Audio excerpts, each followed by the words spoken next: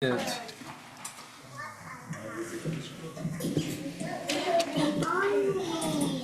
Shalom. Shabbat Shalom. Shabbat Shalom. So in the Jewish world, over the past few weeks, there's been this issue that's come to a head, which is in Israel of the ultra-Orthodox, the Haredim, of their service in the Israeli army or not. So the background to this story is that David Ben-Gurion, Israel's first prime minister, in 1948, gave what was then a several thousand strong community of yeshiva students exemptions from the army and state funds to, in their words, recreate the world of Torah that had been lost during the Holocaust. And so now, 75 years later, those several thousand are now 12% of the population, and in a few decades will be 30% of the population.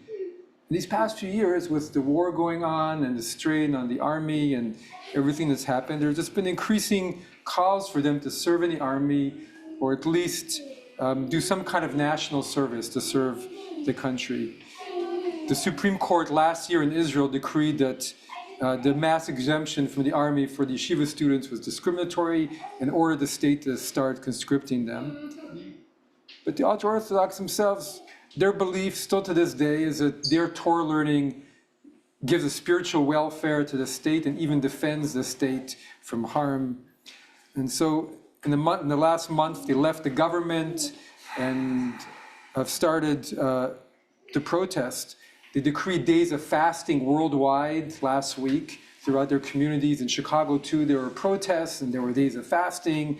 And in Israel, they made threats to bring down the banking system by everybody withdrawing all their money at one go and other things. Violent protests. And so they believe that there should be place for a group of scholars to serve the state and be more devout Jews. And they have some precedent for their belief.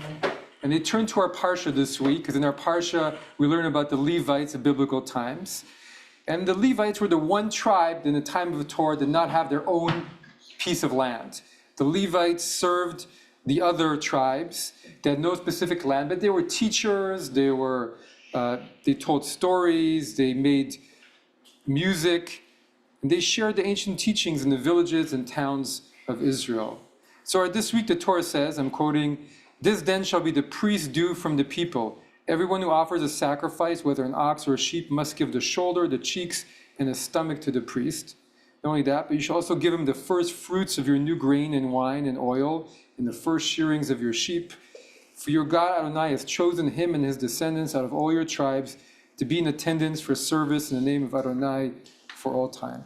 So the Levites were supposed to be this dedicated group to the religion, to the whole people, more than anything to serve the others. Their role was to serve everybody else, uphold and inspire, to love the people.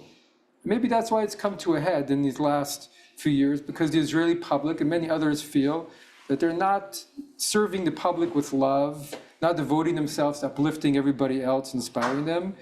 If they studied in the yeshivas, but also served and did acts of loving kindness for the whole country, then maybe it would be a different story. But the institutions that control the marriage and the kashrut and who or not is a Jew have been alienating people instead of bringing them together. Maybe even more than that, there's a hidden message that they're misunderstanding in all of it.